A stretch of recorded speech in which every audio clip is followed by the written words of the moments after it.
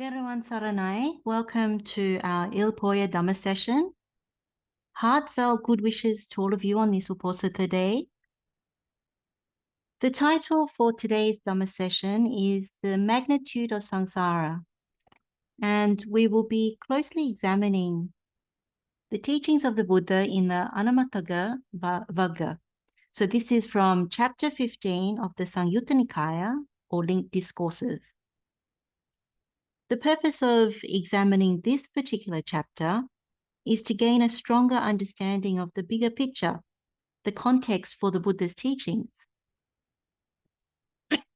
what he realized through his Buddha Jnana, or special knowledges with regards to samsara, and what that means for all of us with regards to this whole massive suffering.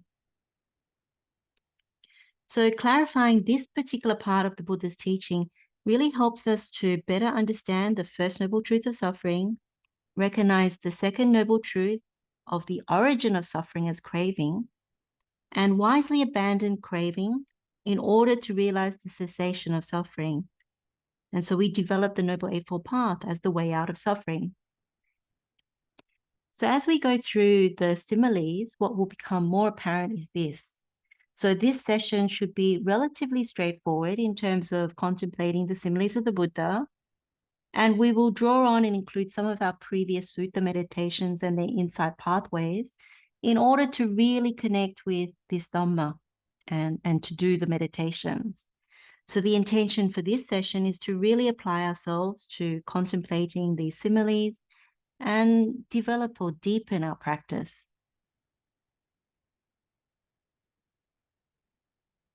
So what we'll cover today is we'll cover our usual tips and reminders. We'll run through those so we get the most out of this Dhamma session. We'll introduce the Anamataggavagga or Anamataggavagga. And this whole chapter is about conveying the magnitude of samsara, being without discoverable beginning or even end. And so we'll also look at the spiritual faculties and dependent origination in this initial part as well. Then we'll deep dive into many, but not all of the Buddha's similes in this chapter. So we'll explore the direct relationship between the vastness or the magnitude of samsara and the immeasurable mass of suffering. So we'll get a feel for the length of an eon and also examine how to apply these similes to penetrate and know and see the Four Noble Truths. And we will meditate during this session. So there are two particular meditations that we can do together to unlock this Dhamma. And we'll end with the words of Sumedha Theri. So she was a noble arahant who particularly took great heed of the Buddha's words when it came to these particular similes. So we'll use that as encouragement towards making spiritual progress and sharpening our spiritual faculties. So tips and reminders, usually we always say keep an open mind.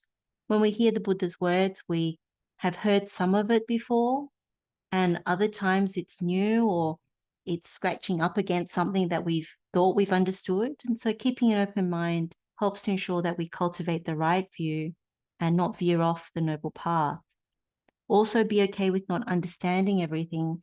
This was something that I was reflecting a lot this particular week, because one of the most frustrating things is when we don't understand, and particularly we don't understand where the Buddha is coming from, what it really means. And it's not until arahantship that this trouble will go away, that we'll find it easier to understand things. And also when our spiritual faculties sharpen and we make progress, then it's a little easier. So it's good to be reasonably okay with not understanding everything. And even a little that we understand is good at times. Of course, remember, we're all learners. So understanding that we're trainees, seekers on this path, we're helping each other as Kalyanamittras, walking this path together. And then let's apply ourselves to the meditation. We have the opportunity to meditate this session. And so really apply ourselves using our own examples to get that direct experience and insight into this Dhamma. And that's how we do it, from our own experience. And then lastly, as always, we have good wishes for everyone. We start with the the gratitude for the Buddha, the Dhamma, and the Sangha, the noble ones in the pure abodes, the Suddhavasa, all our friends and family who help and support us to walk this noble path, including those who are on this Zoom session today. We go together.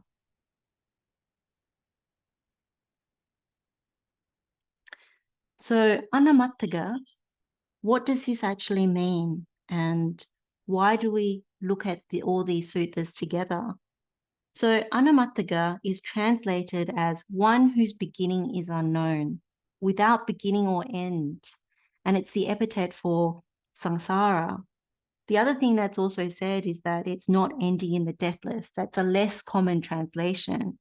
However, it lends itself to this constant cycle of birth and death over and over again in samsara. So we don't exit samsara, then what happens is we continue to be death-bound rather than realizing nibbana, which is the deathless. In any case, what we can see from this word anamataggavagga is that being this descriptive term for samsara, it means that as a being in samsara, we are constantly encountering this endless cycle of rebirth across realms of existence without knowable beginning or end. And so this is really supported by the key phrases that the Buddha uses. So the Buddha talks about Anamataggavagga saṁsāra. This saṁsāra is without discoverable beginning. So that's something that's across most of these suttas in this chapter. Then he talks about pubakoti na panyayati avijja nivaranana satanang tanha sanyojananang sandavatang saṁsāratang. So that's in Pali. In English, that translates as a first point is not discerned of beings roaming and wandering on, hindered by ignorance and fettered by craving. So these phrases, they're in every sutta, I think almost every sutta in this particular chapter. And the reason why I call it out and even read it in Pali is because it may trigger something in each of us as those words go in. And we will read them out again as we go through. But what we shall see is that if we understand this particular aspect of samsara, that there's not a first point that can be discerned of how long we've been roaming through samsara, then this infinite vastness is being conveyed by the Buddha. And then we start to understand that our bondage to infinite dukkha is also part of that. If we remain bound through our kamma to samsara, then that's what we can expect, immeasurable dukkha. So our frame of reference for dukkha is usually limited to a single lifetime, and usually this specific lifetime. This dukkha we associate with physical, verbal, and mental afflictions, and that can range from disagreeable scenarios or even unfavorable experiences to many, many different kinds of misfortunes or losses. And so we take it as very unique to us and very personal. And in doing so, we consider all of this dukkha we experience in this lifetime as very weighty, very significant, and at times personally crushing. But if you read into the context of Buddha's teaching, all that dukkha that we talk about in this lifetime, it's a drop in the ocean when you start understanding where the Buddha is coming from, when he speaks about this magnitude of samsara, the enormity of the dukkha that is linked with that. And this is all because we're hindered by ignorance and fettered by craving. We misapprehend this whole predicament. So samsara is on an infinite and almost inconceivable scale with no beginning nor end.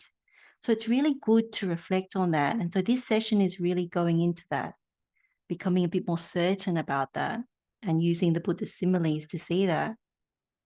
So that's why when people say, or when the Buddha himself says, stream entry is so precious, so valuable, it cuts off a significant, if not inconceivable amount of dukkha.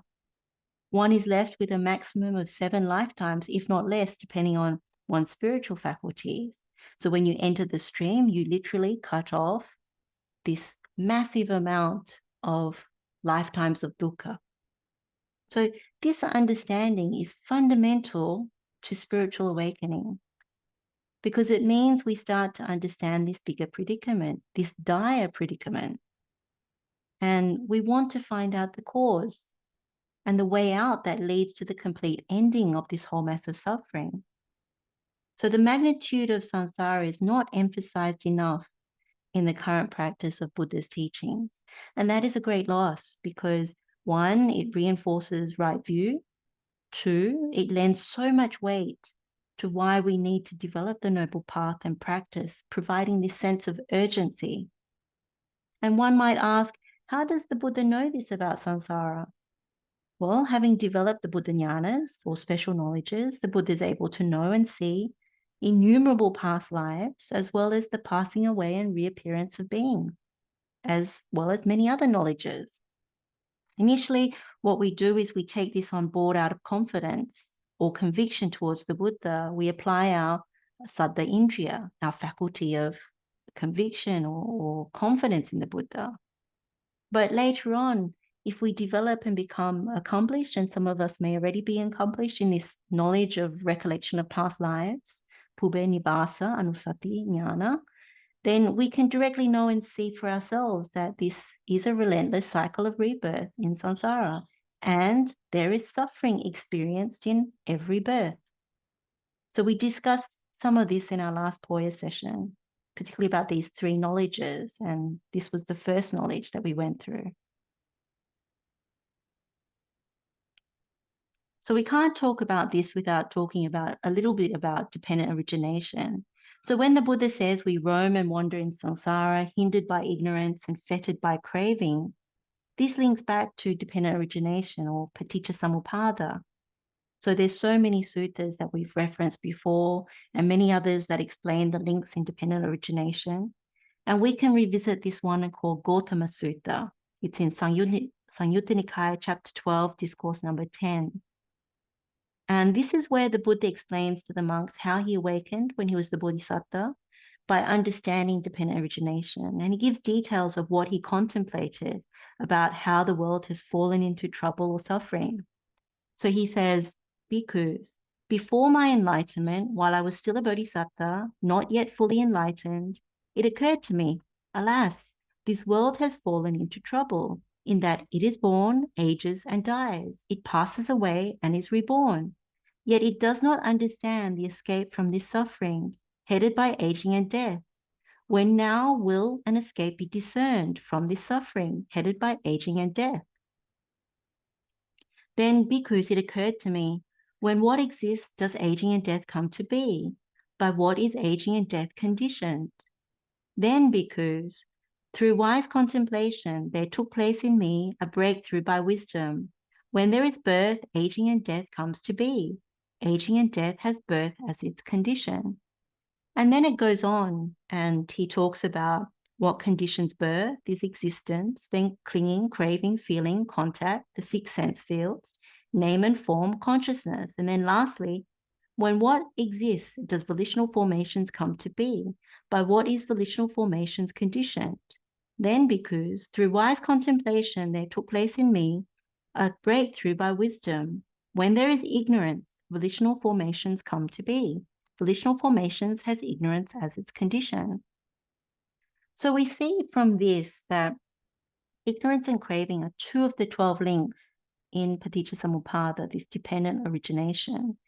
And there are many explanations for both ignorance and craving. And in relation to ignorance, it includes references to being able to destroy the taints, being able to see through the perversions or corruptions in the mind, and overcoming wrong view or having wrong view. And then there's also the Avijja Sutta, which is in Saṁyutta Nikāya, and particularly chapter 56, discourse number 17, and it relates to not knowing the Four Noble Truths. And one of the bhikkhus asked the Buddha, Venerable Sir, it is said, ignorance, ignorance. What is ignorance, Venerable Sir? And in what way is one immersed in ignorance? And the Buddha responds, Bhikkhu, not knowing suffering, not knowing the origin of suffering, not knowing the cessation of suffering, not knowing the way leading to the cessation of suffering. This is called ignorance, bhikkhu. And it is in this way that one is immersed in ignorance. Therefore, bhikkhu, an exertion should be made to understand this is suffering. And he goes through the Four Noble Truths. And what you see is when we go through these similes in this session, we're making that exertion towards understanding the Four Noble Truths. And it really begins, as we'll see, with the first noble truth of suffering. And then when it comes to craving, we've discussed this many times before. It usually starts with abhinandati, abhiwadati, ajosaya, titati. So we take delight, welcome or express, and remain holding. So what we misapprehend are these corruptions in the mind: beauty, permanency, pleasure or happiness, and taking something as me and mine, self. So when we misapprehend that, what we forget or we don't see is that it is actually repulsive. It doesn't last. It's painful, and therefore not worth taking as me and mine, non-self or not self. So recognizing and understanding the magnitude or the vastness of samsara puts weight, it lends weight towards the severity of our predicament. And also to look at, what are we really attached to? What are we craving? And to really look at the dependent arising more deeply. So if we consciously or unconsciously believe that samsara is only this lifetime or a few lifetimes, then it becomes an entirely different proposition. And this is not what the Buddha taught. Buddha didn't teach that it's only one lifetime or just a few. He's actually talking about this vastness with no beginning and no end. So with proper understanding of the magnitude of samsara, which we'll focus on in this session, and being the owner and heir of our actions, bound to our kamma, then we have the right view. With this right view, it becomes, for us, mission critical to develop wisdom regarding the Four Noble Truths, particularly towards developing the Noble Eightfold Path. So this is how a true sense of urgency naturally arises in us. We start to turn away from the world. We see danger in sensual pleasures genuinely. We become increasingly dispassionate and more equanimous about conditions. And we lean strongly towards renunciation. That becomes more natural. And we start to really understand this Dhamma. And so it eventually culminates in cessation and ultimately relinquishment of all. And so we realize Nibbana. So one other aspect before we launch into the similes is about the 5 spiritual faculties, because there's also reference to this Anamataggavagga. So when we develop the Noble Path, we are always sharpening our spiritual faculties because we need their help in order to complete the path and realize Nibbana. So the spiritual faculties, as we know, they're conviction, so saddha, energy, which is the virya, mindfulness, sati, concentration, which is the samadhi indriya, and then wisdom, panya indriya. So in this apana or apana sutta, this is Saṁyutta Nikāya chapter 48, discourse number 50. When the Buddha asked Venerable Sariputta whether a noble disciple doubts the Buddha or his teaching, Venerable Sariputta answers that a noble disciple has saddha or conviction and also develops the other spiritual faculties. Now, I'm not going to read out the whole sutta, but the reference that is really interesting is the one that relates to the faculty of wisdom. So Venerable Sariputta makes this reference to Anamataggavagga and also Saṁsāra when he talks about developing the faculty of wisdom. So he says, it is indeed to be expected, Venerable Sir, that a noble disciple who has conviction, whose energy is aroused, whose mindfulness is established, and whose mind is concentrated, will understand thus.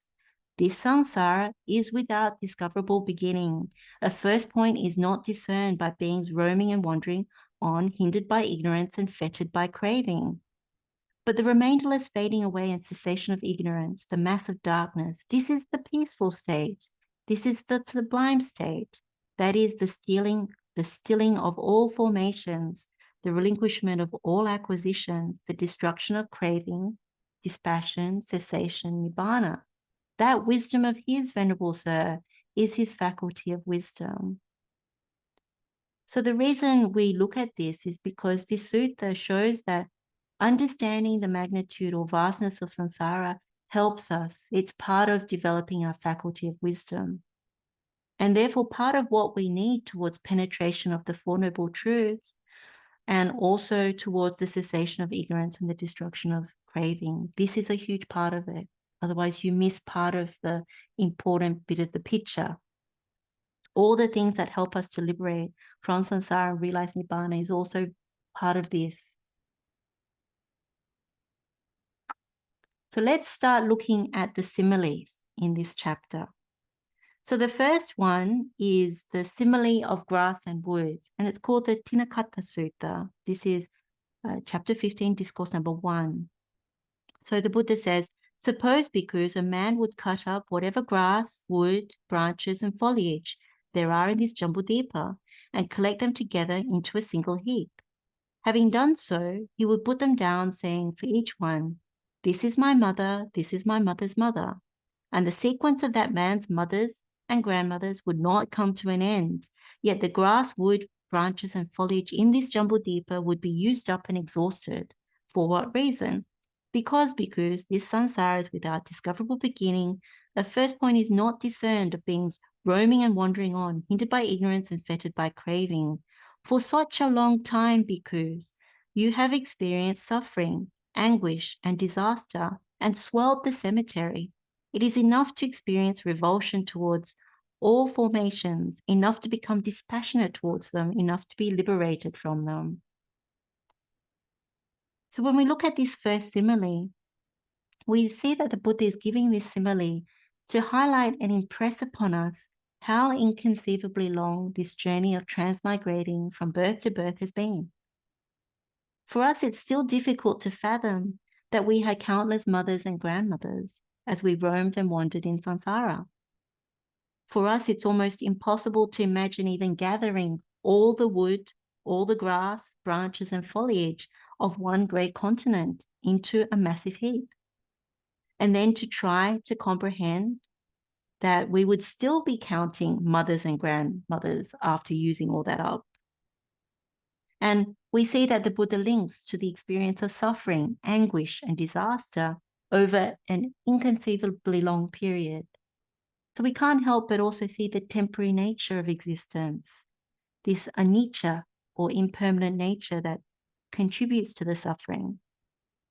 If we ask ourselves, how many mothers and grandmothers do we need to count from our past lives in order to see this predicament we find ourselves in?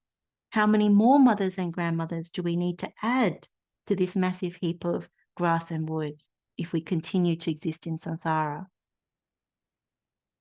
So you can see if we penetrate what the Buddha is saying in this simile, it would help us to have this revulsion or disgust, this nibbida quality, this dispassion or detachment, and want to be liberated from all these formations and conditions. So that's the first simile.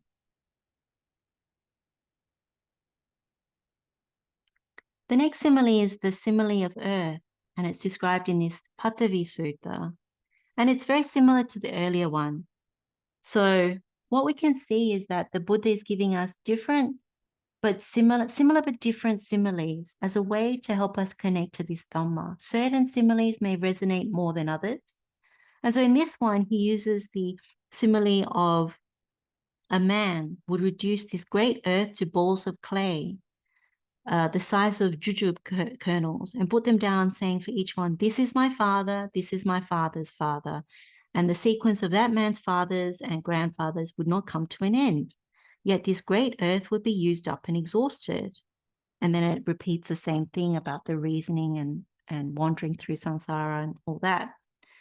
So with this particular simile, it's also unfathomable for us to reduce the great earth into small little clay balls and counting out our fathers and our grandfathers and then exhausting that much earth. Even if we were to think, if we were sitting in a playground and it has a sand pit and we have some water nearby to help us mold the sand in the sand pit into little jujube-sized balls, the idea of doing that seems like a lot, even just a sand pit full. So when you think about Buddha's talking about the great earth, it's just the mind boggles. So this is another simile that you can use in a similar way. So the next sutta takes us a little bit further. And this one is slightly more detailed as a contemplation. And after we go through the Buddha's words, what I'd like to do is for us to meditate on this one. So this is about the simile of tears from the Asa Sutta. And it's an often quoted sutta. It begins with the Buddha posing a question to the bhikkhus. And he says, "What do you think, bhikkhus? Which is more, the stream of tears that you have shed as you've roamed and wandered on through this long course, weeping and wailing because of being united with the disagreeable and separated from the agreeable, this, or the water in the four great oceans?"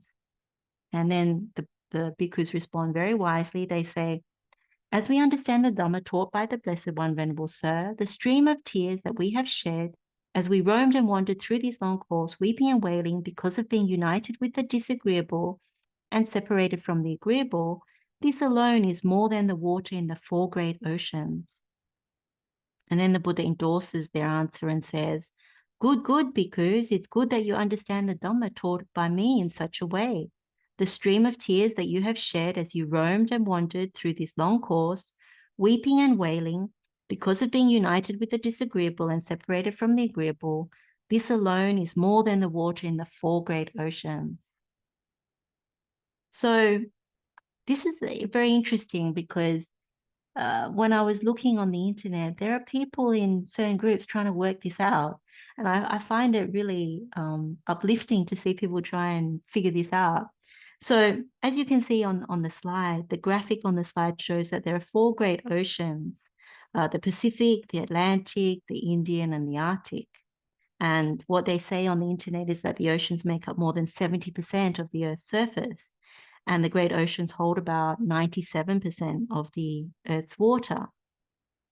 So it's estimated that the volume of water in the oceans is approximately 1.3 billion cubic kilometers, or 1.3 sextillion liters of water. Now, those numbers are huge, so that's a lot of water. And when you link that back to the simile, and you think, can we even imagine crying that much in tears? So then you think, okay, so there's a fact on the internet that says from the American Academy of Ophthalmology that we produce 68 to 136 liters of tears every year.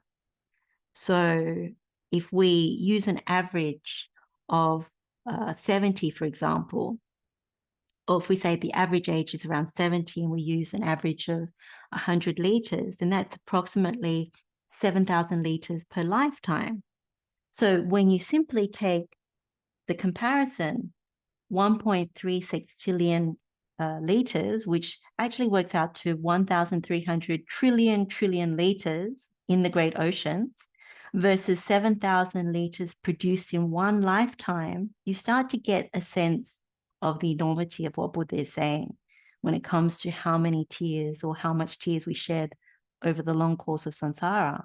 And remember, the Buddha says that the tears we have shed is more than the water in the four great oceans. So then the mind just can't conceive it.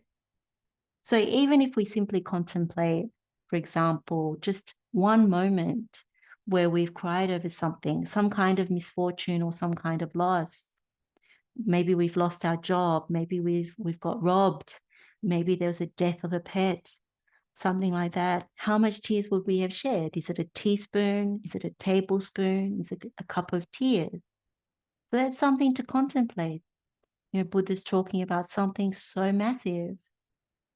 So the next part of this particular sutta, the Buddha goes on to say what is meant by this weeping and wailing because of being united with what is disagreeable and separated from what is agreeable. So he says, for a long time, bhikkhus, you have experienced the death of a mother, experienced the death of a father, experienced the death of a brother, experienced the death of a sister, experienced the death of a son, experienced the death of a daughter, experienced the loss of relatives, the loss of wealth, experienced the loss through illness.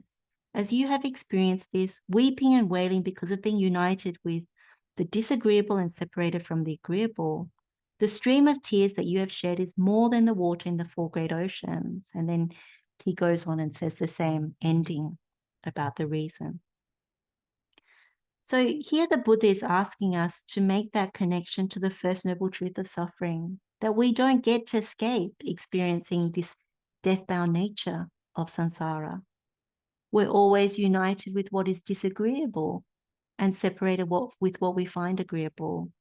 And so when the Buddha asks us to reflect on having experienced death of our loved ones, loss of relatives, loss of wealth, loss through illness, all these instances are a great source of great dukkha, things that we often lament about and ask, why did this happen? How could this be? And many of us who've experienced death of a loved one, we never really truly feel that we get over the vacuum of that loss, the constancy of sadness and sorrow. This is even more true when we don't have an understanding of the Four Noble Truths. So whatever we take delight in, whatever we value, whether it's people, material wealth, even health, when that becomes otherwise, we suffer. And we often misapprehend or forget about the fleetingness of pleasure in people, pleasure in material wealth, and even pleasure in good health. So these examples that the Buddha is giving us, they align with the misfortunes or losses he described as being born into this world. They all fall within the first three misfortunes outlined in the Vyasana Sutta. So if you remember Vyasana Sutta, that this is Anguttara Nikāya, chapter 5, discourse number 130, it says, misfortune due to loss of relatives, so that's Jnati Vyasana, or misfortune due to loss of wealth, Bhoga Vyasana, or misfortune due to illness, Roga Vyasana. And of course, the other two that are not mentioned with respect to this simile are Sila Vyasana, which is the misfortune regarding the virtuous behavior or lack of virtue, and misfortune regarding view or wrong view, which is the Ditthi Vyasana. And so there's more dire consequences for those two, but we're not looking at those two today. So when we do this part of the contemplation on the Buddha's words, what we need to do is recollect the dukkha we have actually experienced over these losses of relatives, wealth, and health. Yes, they are personal losses, but after we recall them vividly, then we need to take a big step back and see the bigger picture of what the Buddha is showing us, that we face a bigger predicament, that we're all subject to being born into samsara that has no beginning and no end. And so when we're caught in this net of samsara, we're not free of the loss of loved ones. All beings are ultimately death-bound. Aging and death is the condition for birth. We're not free of the loss of material wealth. This can be through fire, floods, kings, thieves, displeasing heirs. And we're not free of loss through illness. Our bodies, these particular bodies as human bodies, are the source of much pain and danger to arise for all kinds of affliction, all kinds of diseases, and more. So what it boils down to is a different way of calling out the first noble truth of suffering. As we know, birth is suffering, aging is suffering, sickness is suffering, death is suffering, pain, sadness, sorrow, lamentation, and despair is suffering. Separation from what is pleasing is suffering. Union with what is displeasing is suffering. Not getting what we want is suffering. And of course, these five aggregates subject to clinging is suffering. So what we can expect is that there is no end to this cycle if we don't liberate ourselves from samsara. If we don't penetrate Buddha Dhamma, what becomes very compelling is that we'll be stuck in this. And so we are compelled to find the way out of this predicament. That's why we're on this path. That's why we are suvacha, trying to be easy to instruct to the Buddha. And on the way to that realization, we ask, what is the cause or origin of this dukkha? Now, if we're meditating and the meditation is a good one, then the one key insight that comes when we contemplate is that all these things that we take delight, welcome, and remain holding on to, they're death-bound. They have this nature to age and die as conditioned phenomena. And where does that lead us? Shedding a whole stream of tears that is greater than the four great oceans. And it sounds so perverse, so weird, so unlikely that what we take delight in, what we love, is like that. But that's the truth. Like if you were to say to someone, what I love is aging and death, someone would say, what? But that's the truth of it. If you see that in your meditation, you just say sadhu, sadhu, sadhu. So you take any example of a person, an object, any experience, what eventuates is this whole mass of suffering, because what is born ages, sickens, and dies. If we can see this, then we have right view. We see with wisdom the danger in craving these things, these conditioned things. If we get this insight, then what is the strongest intention? It's towards renunciation. So our right intention becomes or aligns with the right view. In this moment, we no longer want birth because it comes with aging, sickness, and death and the whole mass of suffering. So you're familiar. We nabinandati, nabiwadati, najosaya titati. We don't take delight. We don't welcome or express, and we don't remain holding. We want to give up the craving for conditioned phenomena. We want to give up this dukkha. So we start to see the cessation of suffering. And then we realize the Buddha has shown us the way out of this whole mass of suffering is through developing the Noble Eightfold Path. Starting with right view, right intention, right speech, right action, right livelihood, right effort, right mindfulness, and right concentration. So you can see we already start to see the Four Noble Truths. And we can do this most certainly in our meditation. So if we train in this way, simply using this simile of tears, we naturally incline towards the Noble Eightfold Path. We want to complete the journey in this lifetime by fully developing the Noble Eightfold Path to its completion. So this is a very good meditation, and that's what we can do right now. So I like to take probably about 20 minutes to half an hour to do this meditation because it's a very good one. And it's quite straightforward. I put some instructions there and I'll go through. So the instructions for this meditation are, from your own examples, recall the tears that have been shed. So it could be examples of death of loved ones, loss of relatives, loss of wealth, loss through illness. Recall as many examples as you need to, or simply one, but make it very vivid, very strong, and really recall the shedding of tears. And then the second step is simply to reflect on the Buddha's words. The stream of tears that we have shed is more than the water in the four great oceans. So you can realize that it's not simply this lifetime, it's more than that. This samsaric journey is very long.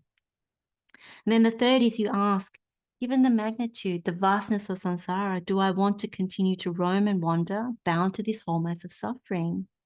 And then you contemplate the other noble truths, because this initial part is really about the first noble truth of suffering, to really see that this dukkha, we see the dukkha, then we see the dukkha is actually infinite through samsara, and then we come and contemplate the other noble truths. So take examples from your own experience. It could be loss of pets, family, friends, colleagues, when we've lost our job, when we lost wealth for a variety of reasons, when we have loved ones or we ourselves have been afflicted with illness. The key thing is really to connect with the experiences of misfortune or loss, to really connect with the dukkha, because when we do so, it's no longer the theory of it, no longer we're just reading out the words, but we're actually, this is very real for us. And then we're certain that this existence results in dukkha. And then with the second step, where we reflect on the stream of tears being more than the four great oceans, the easy part to this is if you have the knowledge of recollecting past lives, then you already know through direct experience that this simile of the Buddha is actually true. That if you've recalled the dukkha of past births, then you've gained a partial glimpse of the magnitude of samsara. But even if you don't have that knowledge, then you lean on the Buddha's knowledge, because through Saddha, we can lean on the Buddha's knowledge because he has knowledge of past births and knowledge of the magnitude of samsara. And so being able to even fathom or cognize even a little bit of this inconceivable Dhamma is very beneficial. So what we're literally doing in this meditation is connecting our own examples with the magnitude of samsara. In all existences, in this very long course that we've been existing in samsara, we have experienced this kind of dukkha over and over again. And so when we come to the third step, and we ask the question, do we want to continue with this? If we've contemplated correctly and we have the right view, then the answer is no. And the right intention will arise to renunciate, to actually give up the desire to come back into the world and condition phenomena and to have more of this whole mass of suffering. So if you get to this point, it's already a very powerful meditation. You can stop there. But if there's time in our meditation period, go further and contemplate the other noble truths, because at that moment, you've seen the first noble truth of suffering. And what the Buddha says in the Gavampati Sutta is that if you see one of the noble truths, then you see the other noble truths as well. So in our meditation, in this instance, given that you see the first noble truth, then you ask the question, what caused this suffering to arise? What did I take delight in? What am I attached to? And then if you realize that everything that you thought was pleasing and agreeable is subject to change, ultimately death-bound, then we see what we're attached to is really subject to birth, aging, sickness, and death. And so the result will always be dukkha. And so at that moment, you genuinely want to give it up because you see the truth. And so you want to get out of the predicament. And so then you might ask, what does the Buddha say as the way out of suffering? And then at that moment, you realize you strongly want to develop this Noble Eightfold Path because that means the cessation of suffering. And so you don't take anything outside of Nibbana. That is your third noble truth. So the steps are there. I'll leave them there. So we can do this meditation for, let's say, 20 minutes. And I'll bring us out of the meditation when it's time. So again, take your own examples, then reflect on the Buddha's words about the stream of tears being greater than the water of the four great oceans. Then ask, given the magnitude of samsara, do I want to continue to roam in samsara, bound to this whole mass of suffering? And then you contemplate the other three noble truths. So let's do this meditation now. Teruvan saranai.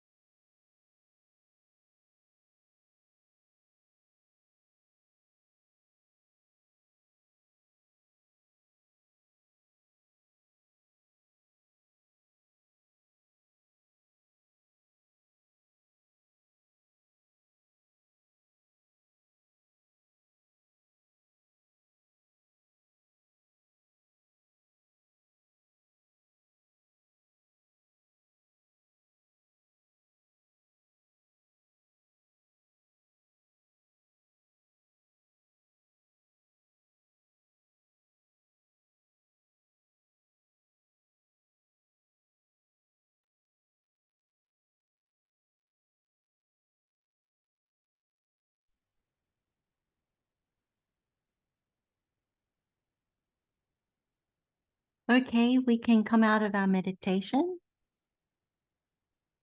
It's good when we do these meditations that you make sure that despite us using examples of experiences of dukkha, that as you go through the steps, where you end up is with brightness in the mind, lightness in the mind, because you see the truth. You understand what the Buddha is pointing to and what he wants us to realize. And so that's where the joy comes into the mind at that point. So that's something to say about meditating on these similes, that sometimes they can be quite vivid. We start off with the dukkha, but where we end up is somewhere that is more of a relief and then a joy. So the next simile that we'll look at is called the simile of mother's milk. We're just going to briefly look at this because this is something that is very similar to the Asa Sutta that we just went through. So it also uses water in the four great oceans to make the comparison. So in this case, the Buddha asked the bhikkhus, which is more, the mother's milk that you have drunk as you've roamed and wandered through this long course, this or the water in the four great oceans? So this is the Kira Sutta. And the bhikkhus wisely answer, as we understand the Dhamma taught by the Blessed One, Venerable Sir, the mother's milk that we have drunk as we've roamed and wandered through this long course, this alone is more than the water in the four great oceans.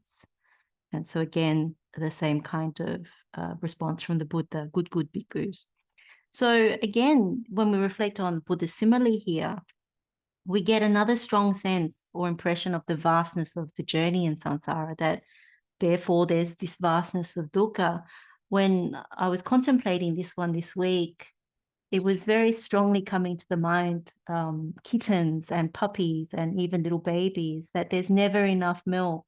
And often when the mother's not there, particularly with animals, then all these little young animals, they cry, so much dukkha. And when you think about how many lifetimes of this stream of milk, mother's milk, then it's actually an immense amount of dukkha. So that's another one that's very similar to Asa Sutta, so we won't spend longer on it. This next couple of suttas is actually a little bit different, because in this, the Buddha's being asked questions about lengths of time. And so the first one is called the Pabata Sutta, and the Buddha's being asked about the length of an eon. And in Pali, the word is kappa. So in this sutta, the Buddha uses the simile of the mountain to help answer the question. So it starts off with a bhikkhu saying, Venerable Sir, how long is an eon? An eon is long, bhikkhu. It is not easy to count it and say it is so many years or so many hundreds of years or so many thousands of years or so many hundreds of thousands of years. And then the bhikkhu says, then is it possible to give a simile, Venerable Sir? And then the Buddha says, it is possible, bhikkhu. The Blessed One said, suppose, bhikkhu, there was a great stone mountain, a yojana long, a yojana wide, and a yojana high, without holes or crevices, one solid mass of rock. At the end of every 100 years, a man would stroke it once with a piece of Kasian cloth. The great stone mountain might, by this effort, be worn away and eliminated by the eon, but the eon would still not have come to an end. So long is an eon, bhikkhu. And of eons of such length, we have wandered through so many eons, so many hundreds of eons, so many thousands of eons, or so many hundreds of thousands of eons. And then the same ending about the reason and saṁsāra being without discoverable beginning, and so on. So some of these similes that the Buddha gives are quite amazing. This is another one that if you really contemplate it, then an eon is a very long time, because he's talking about stroking the mountain once with this piece of cloth that it starts to wear away. So you can imagine that would take an infinitesimal amount of time. So in the notes to this particular sutta, it mentions that a kappa is intended to refer to a mahakappa. And so in other suttas, a mahakappa is the length of time needed for world systems to arise, develop, and perish. And each mahakappa consists of 4 asankhya kappas, which are periods of expansion, periods of stabilization, then periods of contraction, and then periods of dissolution. So when we look at lifespans in higher realms of existence, we start to get the picture of how very long some of these existences can be. So what this implies for the human existence is that our lifespan is very, very short in comparison to these other realms of existence. On a time scale, we don't have much time to penetrate this Dhamma and to develop the Noble Eightfold Path.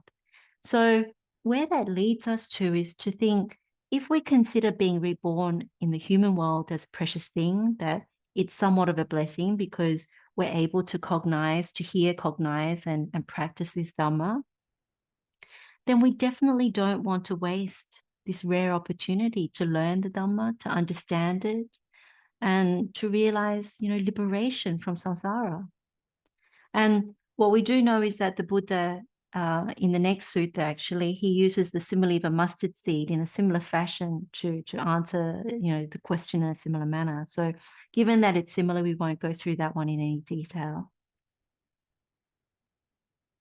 So the next one we will go through is called the Sāvaka Sutta, and it's a question about the length of elapsed time that has gone by. And the Buddha gives the simile of disciples in this one. So a bhikkhu comes up and says, or bhikkhus come up and they ask, "Venerable Sir, how many eons have elapsed and gone by?" And then the Buddha answers, "Bhikkhus, many eons have elapsed and gone by. It is not easy to count. So many years, so many hundreds of years, so many thousands of years, and so many hundreds and thousands of years." And of course, the bhikkhus ask the Buddha, "Is it possible to give a simile, Venerable Sir?" And the Buddha says, "It is possible, bhikkhus." And so we get this particular simile.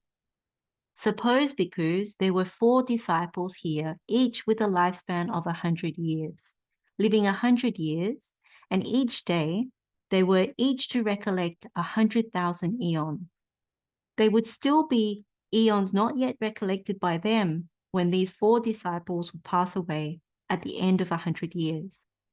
It is not easy to count them and say that they are so many eons and so many hundreds of eons and so many thousands of eons or so many 100,000s of eons and so on." So this is another incredible simile from the Buddha about the disciples recollecting eons gone by. So if we do the calculation of the 4 disciples, each with a lifespan of 100 years, recollecting 100,000 eons per day, so if we use, say, 365 days in a year, then what that works out to is 3,365,000,000 eons per disciple, which gives a total for the 4 disciples of 14,600,000,000 eons that they would recollect together. So you think about the previous sutta we went through and wiping a cloth on the stone mountain. Already an eon is difficult to fathom. So I don't know about you, but 14,600,000,000 eons is a humongous number to boggle the mind. So the Buddha is saying that there would still be eons not yet recollected by them when those 4 disciples would pass away at the end of 100 years. So when you look at it that way and you think about what we fathom in human years, it's completely minuscule compared to what the Buddha is talking about. And so you get the magnitude of samsara again through this. And you get also the vastness, the power of the Buddha's jnanas, that what he's known and seen directly for himself is amazing. And then one of the suttas that we won't be going through is a very similar one. The Buddha uses the simile of the Ganges, so the Ganga Sutta, and it also answers the question in a similar manner. And so we don't need to go through that one. The next sutta we'll look at is the simile of the stick, and it's from the Danda Sutta. And this one highlights a slightly different angle to the suttas we've already gone through, and it's a shorter one.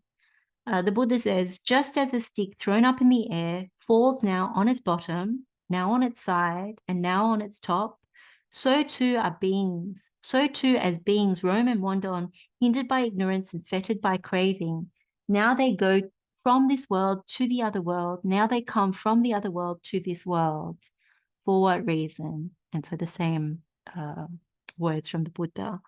So this one really reminds about the second knowledge of the passing away and reappearance of beings, so the Chutti Upapata jnana, where one can see with the divine eye, the one that is purified and surpasses the human eye, we can see beings passing away and reappearing in different births according to their kamma. So using this simile of the stick, the Buddha makes it seem so perfunctory, so ordinary in the whole scheme of things, that you throw a stick in the air and how it lands. This is how beings pass away in one world and born into another one.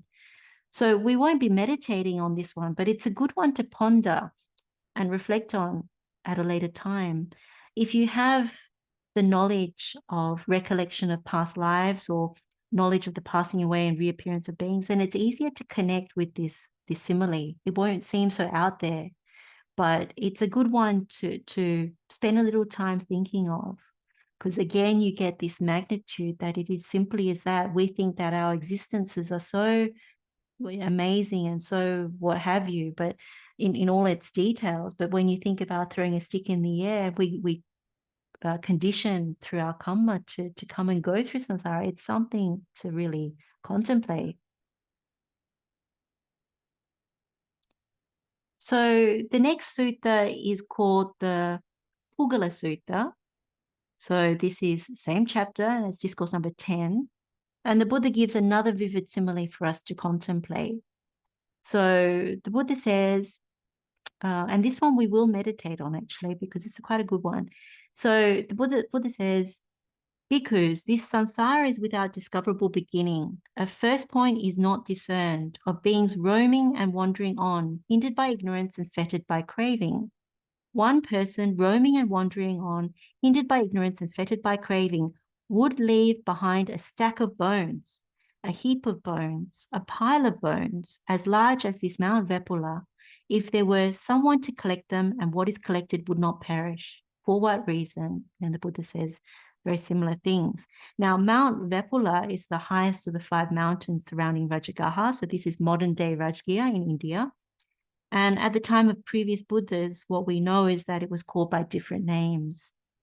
So then the Buddha utters these verses. He says, the heap of bones one person leaves behind with the passing of a single eon would form a heap as high as a mountain, so said the great sage.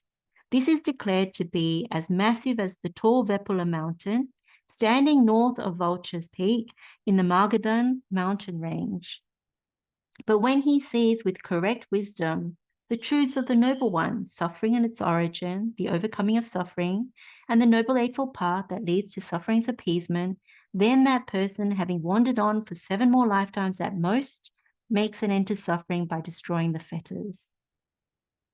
So this particular simile of the bones of one person is specifically referring to 1 eon. So if we were to collect the heap of bones that one person leaves behind, that heap of bones, if we assume it doesn't decay, it would be as high as one of the highest peaks in the Magadhan mountain range. So again, we get a glimpse of the magnitude of these births in samsara. And in this case, it's only counting 1 particular eon. So also, it only applies to rebirths where we have bodies with bones, because it talks about, bones of a person. So it's not counting even the rebirths where we have more subtle bodies or bodies without bones. So if we were to picture a mountain in our mind, a great mountain, like the description of Mount Vepula, and think of it as an immense heap of bones, a pile of bones, it paints a very vivid picture for us in our minds. The vastness of our continued existence in samsara. And not only that, when we reflect on the pile of bones, it connects us with asubha, the foulness rather than the beauty. That if we remember that the pile of bones or skeleton, this is also one of the similes that the Buddha gives for seeing the danger in sensual pleasures, it helps us to cultivate right view. We don't become so enamored with birth, taking birth. And then it also connects us with this death-bound nature of existence, this anicca or impermanence. Our nature is actually ephemeral. It's short-lived, unlasting. And so if we truly see anicca like this pile of bones, then we give up the wrong view of permanency and we develop right view of impermanence. So what we often believe is that we get a tremendous amount of pleasure being born into the world when it is really painful. That's our misapprehension. But when we start to see this correctly, we give up the wrong view for pleasure and we have the right view of dukkha, suffering. The short meditation that we've done before that works really nicely here is when we contemplate the simile of the mountain-sized pile of bones and we ask, if it is impermanent, so anicca, and painful, dukkha, and subject to change, vipranama, is it worth taking as me and mine? Now, we've all done this meditation before, and the definitive answer when we see the Dhamma correctly is a resounding no. The pile of bones represents birth is dukkha, aging is dukkha, sickness is dukkha, death is dukkha. So you have the First Noble Truth. You see the First Noble Truth. Then we ask, should we crave these pile of bones, or what is represented by the pile of bones, which is the causal origin of our dukkha? Then the answer again is no. So you want to give that up, break this bondage to samsara. So second Noble Truth is seen. And then when we have the intention towards the destruction of craving, that nibbana means the deathless, supreme safety for all of us, and that everything else is constructed, conditioned, that it's all a lie because we're bound to all this dukkha, then we realize what cessation really means, cessation of suffering, what that really means. And so the third Noble Truth we start to see. And with that, when we think about the way out of suffering being the Noble Eightfold Path, then the fourth Noble Truth is seen. And so when the Buddha says in that last verse, when one sees with correct wisdom the truths of the Noble Ones, so he means the Four Noble Truths, then that person, having wandered on for 7 more lifetimes at most, so he's talking about stream entry, makes an end to suffering by destroying the fetters. So when you recall, there's a sutta in Saṁyutta Nikāya, Discourse number 55, or chapter 55, discourse number 5, and we were looking at stream entry. I think it was last year, and it's called the Duttiya Sariputta Sutta. There was this dialogue between Venerable Sariputta and the Buddha, and the Buddha asked Venerable Sariputta, Sota, the stream, what now, Sariputta, is the stream? And of course, Venerable Sariputta answers, this Noble Eightfold Path, Venerable Sir, is the stream. And that is right view, right intention, right speech, right action, right livelihood, right effort, right mindfulness, and right concentration. And of course, the Buddha endorses that answer. And then he asked Venerable Sariputta, a stream enterer, so Sotapanna. What now, Sariputta, is a Sotapanna, a stream enterer? And so Venerable Sariputta answers, one who possesses the Noble Eightfold Path, Venerable Sir, is called a Sotapanna, of, this venerable of such a name and such a clan. And then Buddha endorses that and says, good Sariputta, for one who does possess the Noble Eightfold Path is called a stream enterer.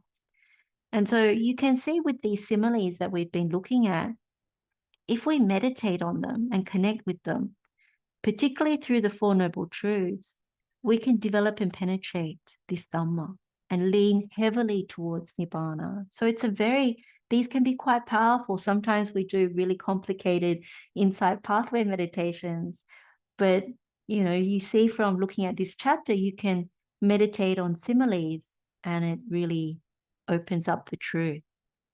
So what we can do now is do another meditation, because I think when we meditate together, it's really good. We get to penetrate this Dhamma together and encourage each other to spend time in meditation. So we're going to do this meditation. And there's one thing I'd like to say is there's no rules around this meditation. Like I've put some instructions on this particular slide, but what we'll see is there's many different ways of doing this particular simile, for example. So one option, as I put on the slide, is you can reflect on leaving behind a mountain-sized pile of bones where you see the magnitude and the impermanence of our existence in samsara. So that's the first step. You meditate on this huge pile of bones. And then you can do the simple short meditation that we've done before. If it is anicca, dukkha, and then vipranama, is it worth taking as me and mine? And then after that, you contemplate the Four Noble Truths. But there's many variations on this because we do have a lot of meditations in our toolkit. So it's also possible, after reflecting on the mountain-sized pile of bones, to do the samudaya tangama of the five aggregates, starting with rupa, starting with form, this body, and then to feeling and so on. So you can actually meditate that way, but start with this simile of the pile of bones. Another way to do the meditation is to, again, reflect on the mountain-sized pile of bones and then contemplate the vipalasas. So you contemplate, is this subha? If it's subha, is it nicca? If it's nicca, is it sukha? If it's sukha, is it atta? Like that. And so you can also contemplate and really see that it is not. It's actually asubha, anicca, dukkha, and anatta. So that's another way to do the meditation. And then another way as well is to start with the mountain-sized pile of bones as the meditation object. And then you meditate on dukkha paripada. You can do dukkha paripada, danda binya, and dukkha paripada, kipa binya. Either one is also fine because you start with your meditation object being these pile of bones, which is asubha. So that's all of them are possible. So you can see there are many ways to lead in with this meditation. Essentially, what we're trying to do is develop the wisdom, because this is what, as the Buddha has said, helps us to overcome the avijja, the ignorance, and helps us to abandon craving, the tanha, towards things that we shouldn't be craving because they're all conditioned phenomena. So let's do this meditation. I'll leave it up to you how you want to develop the meditation, but at least start with reflecting on the simile of these mountain-sized pile of bones and seeing the magnitude of samsara, the impermanence of it, and then you pick how you want to do the meditation. So we'll do this meditation again for another 15 minutes. Okay. Teruan saranai.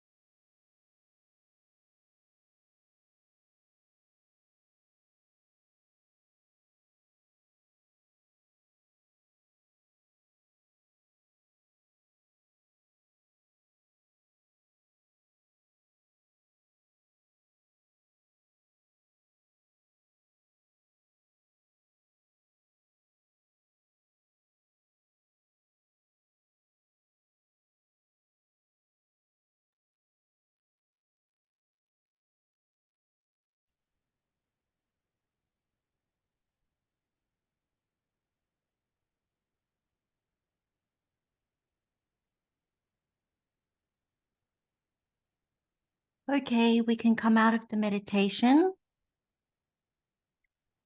I don't know how your meditation went, but there's a very deep sense of peace out of that one. Hopefully you had a very good meditation as well. So we only have a few more suttas to go through. And we'll go through some of these a little quicker because they're not really expanding much more. But the next discourse is called the Dukkha Sutta. And it's slightly different again, but it's helpful because it's helpful in deepening the practice towards compassion and understanding the magnitude of samsara again, but the perspective of it. So the Buddha says, he was dwelling at Savatthi. And he says, because this samsara is without discoverable beginning. A first point is not discerned of beings roaming and wandering on, hindered by ignorance and fettered by craving. Whenever you see someone in misfortune, in misery, you can conclude, we too have experienced the same thing in this long course. And then the same ending. For what reason? And samsara is without the beginning, and so on. So this particular sutta is quite helpful towards correcting our view, because when there are defilements present in each of us, we often make strong value judgments about other people. And rather than doing that, we can know that we too have experienced whatever misfortune, misery in this long course as each and every other person or being in this existence. It also helps to reduce conceit and arrogance, and helps to reduce, of course, greed, hatred, and delusion towards others. So there's another sutta straight after this one called the Sukhita Sutta. And in that case, it talks about someone who is happy and fortunate. And when there are defilements present, it's sometimes hard to have mudita for another person. But it's good to also remember that we too have experienced the same thing in this long course. And so this particular set of suttas is very good because it reminds us that we are brothers and sisters in this samsaric journey, and not to be too quick to judge others for what they're going through, whether it is good or bad, but to understand in the grand scheme of things, this magnitude of samsara, there will be ups and downs, peaks and troughs, depending on one's kamma. So the next sutta is called the Tinsamata Sutta, and this is tremendously inspiring because following this teaching, the Buddha had given to 30 monks, all of them realized the fruit of arahantship. So at the time, they were at Rajagaha in the bamboo grove, and 30 bhikkhus from Pava approached the Blessed One. All were forest dwellers, alms food eaters, rag robe wearers, and triple robe wearers, yet they were all still with fetters. Having approached, they paid homage to the Blessed One, sat down to one side. Then it occurred to the Blessed One, these 30 bhikkhus from Pava, they're forest dwellers, alms food eaters, rag robe wearers, triple robe wearers, yet all were still with fetters. Let me teach them the Dhamma in such a way that while they are sitting in these very seats, their minds will be liberated from the taints by non-clinging. So in this instance, you really see the Buddha Jnana, that he has the ability to see if someone is ready and what to teach. And in this particular sutta, you really get the sense that he's teaching mind to mind. So what he says to the bhikkhus is, what do you think, bhikkhus? Which is more, the stream of blood that you have shed when you were beheaded as you roamed and wandered on through this long course, this or the water in the four great oceans? And then they answer, as we understand the Dhamma taught by the Blessed One, Venerable Sir, the stream of blood that we have shed when we were beheaded, as we roamed and wandered through this long course, this alone is more than the water in the four great oceans. So this particular simile is indeed a very graphic one, and it's not for the faint-hearted. And you clearly see he's taught it to 30 ascetic monks. You know, they still had their fetters, but the discipline that they had, being alms food eaters, forest dwellers, rag robe wearers, their sila was very good. And yet they had still not realized final liberation. So Buddha used this particular simile as a way for them to contemplate, to realize the fruit of arahantship. This particular account of these 30 bhikkhus also appears in the Dhammapada, and I think there's also a Jataka story that tells about the background to these 30 monks as well. So you see that the Buddha, again, he uses this comparison to the four great oceans, but instead of tears or mother's milk, the Buddha is speaking of the stream of blood that has been shed when we were beheaded. So it's very, very graphic in that sense. The Buddha then goes on to say, good, bhikkhus, it's good that you understand the Dhamma taught by me in such a way, the stream of blood that you have shed when you were beheaded as you roamed and wandered on through this long course. This alone is more than the water in the four great oceans. For a long time, bhikkhus, you have been cows, you have been buffalo, you have been sheep, you have been goats, you have been deer, you have been chickens, and you have been pigs. For a long time, you have been arrested as burglars, highwaymen, and adulterers. And when you were beheaded, the stream of blood that you shed is greater than the water in the four great oceans. And of course, he goes on to again expound about samsara being without a beginning, how we're fettered by craving and hindered by ignorance. And of course, when we see this simile, when we penetrate any of these similes, we start to have this dispassion, this revulsion, turning away from samsara and wanting to be liberated. So when he explains, the Buddha speaks in this particular sutta, when he's just explained, he's talking about taking rebirth in animal realm. And he's also talking about being slaughtered, that these are the consequences of unwholesome action in the human realm. And we're subject, and also in the human realm, we're subject to the death penalty for certain things. So this particular sutta, as I've said, it's graphic. It's also quite visceral and confronting, but it lays it out for us that there are these dangers that are connected to being bound to our kamma and to continued existence in samsara. Like if we have the idea that we'll come back to exactly a very similar circumstance, it's almost dangerous to have that kind of idea. Like some people think, if I offer enough dana, if I keep the 5 precepts, then these things may not happen. But the problem is that the understanding of Dhamma goes deeper when you think about ditti vyasana or ditti vyasana, when you have the wrong view, or if your virtue isn't as good as you think it is, then it can be quite dire consequences. So this particular sutta, if you penetrate it, you can see the magnitude of samsara, the enormity of dukkha, and have a very strong sense of nibbida, this revulsion or disgust towards coming back, then you really are quite fortunate.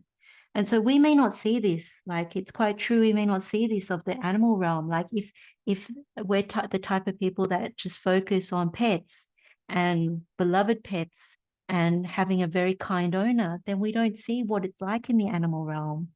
So if you observe animals in the wild, you start to notice that fear is ever present. Fear of losing limbs, fear of attack, fear of losing lives, fear of being hit by a stick, fear of predators and hunters. And if you look at the news in the past couple of years, even this year, you realize how many animals have been slaughtered for one reason or another. It could be because of the food production or even recreation, such as hunting or sport. It could be because of disease or reasons why one slaughters because of disease, what even happened during COVID. And then also legal reasons or even wrong views regarding animal sacrifices. These are things that were done in the past and are still being done now. And so a significant number of animals are slaughtered. So it's not what we would wish for, to be reborn into an animal realm.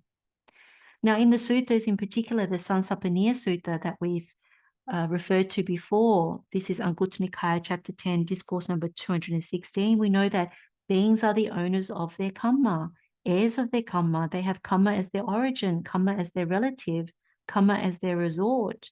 Whatever kamma they do, good or bad, they are its heirs. So if our bodily, verbal, mental actions or kamma is crooked, then we can expect our destination to be crooked and our rebirth to be crooked.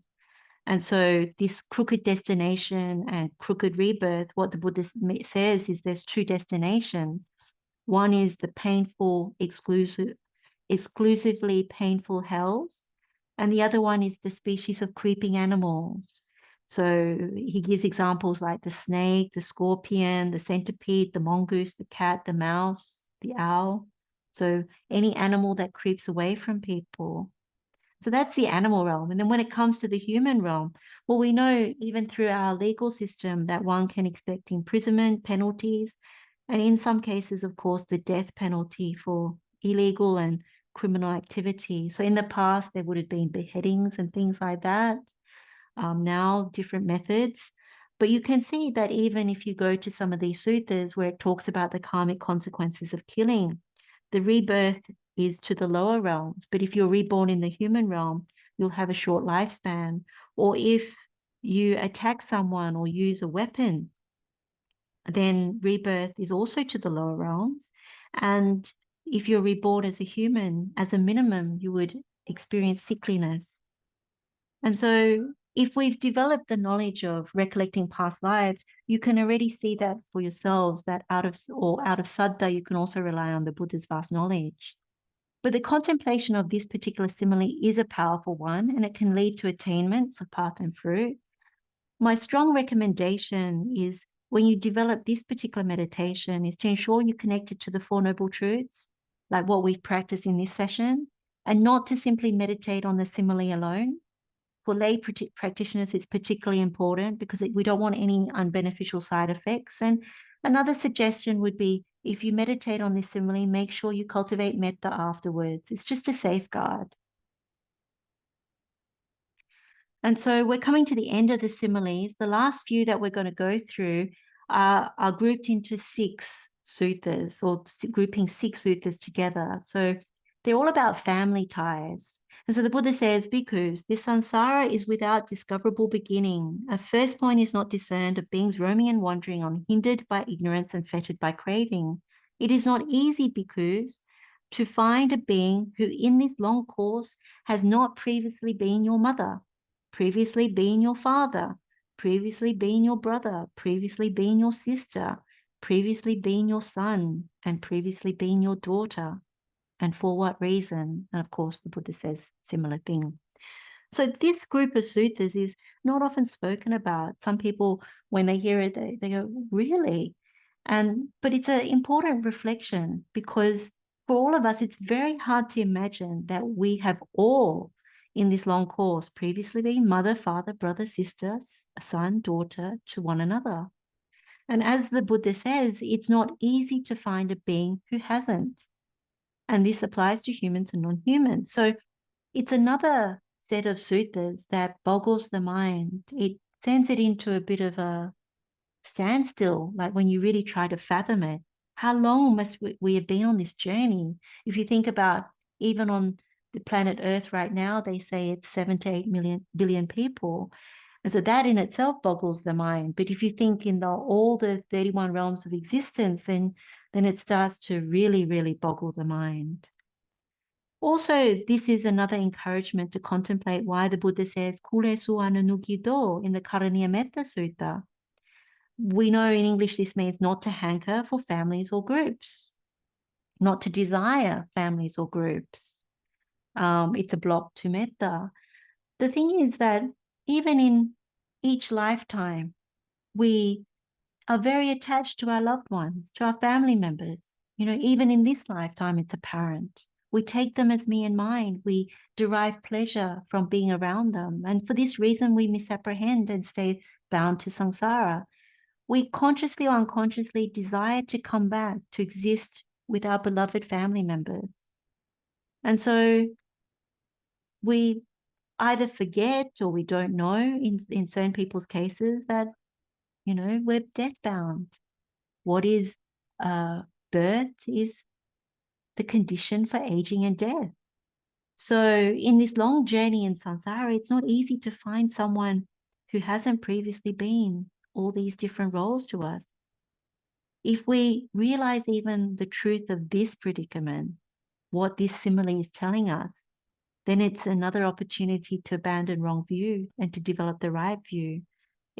We still respect our families, honor our families in this lifetime, but we really take a closer look at these bonds bonds to family, bonds to loved ones. In the meditation, when you do meditate on it, it's good to see that. And really what comes up, what we realize that we don't understand, is that these attachments mean we're really attached to everything that has the nature to age, sicken, and die. So if we don't see through this, then we will continue to roam and wander on, hindered by ignorance and fettered by craving, subject to the whole mass of suffering. So it's very powerful. So those are most of the suttas that were in the chapter. And we can end with these verses from Sumedha Theri. It's a very noble arahant. She understood the significance of the Buddha similes and expounded on their importance. She emphasized in these particular verses, not just the ones about Anamataggavagga, so without beginning or end, but she also, earlier on, she referenced similes, the Buddha similes, in relation to danger in sensual pleasures and more. So we know from the Therigatha that she was born the daughter of a king. And when she came of age, she met, her parents introduced her to another king. But Sumedha, she wanted to ordain. She was frequently associating with nuns, inclining towards the Dhamma path. And eventually she cut off her own hair. And through developing her mind, she focused on the perception of foul or repulsive. So she did Asubha Bhavana, and she attained the first jhana concentration. In the Therigatha, it tells that her parents tried to introduce again to the king, and this king that I guess they wanted her to get married maybe. And at that time, she converted them all towards the Dhamma path. And then she got permission to enter the order of the Sangha. And so after that, shortly, she became an arahant. So it's very inspiring. We also learn from the Theriapadana that these are the legends or past life deeds of senior nuns, that at the time of Konagamana Buddha, she and her friends, they agreed to have a large monastery built, and they offered it to the Buddha and the Sangha. And at the time of Kassapa Buddha, she was born into a rich family, and she was friends with the 7 daughters of King Kiki. So he was at that time of Kassapa Buddha, the king of Benares. So let's read out her words. Long is the cycle of birth and death for fools. They cry again and again, without beginning or end, for the death of the father, the death of the brother, and one's own death. Tears, mother's milk, blood. You move along in the cycle of birth and death, without beginning or end. Bear in mind the pile of bones of all these sentient beings going through one life after another. Bear in mind that all the tears, mother's milk and blood could fill the oceans. Bear in mind the pile of bones of one world cycle would be just as abundant.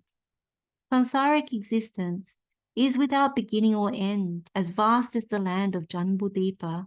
Even if the earth was made into little balls the size of a jujube seed, it still would not add up to all the mothers among mothers.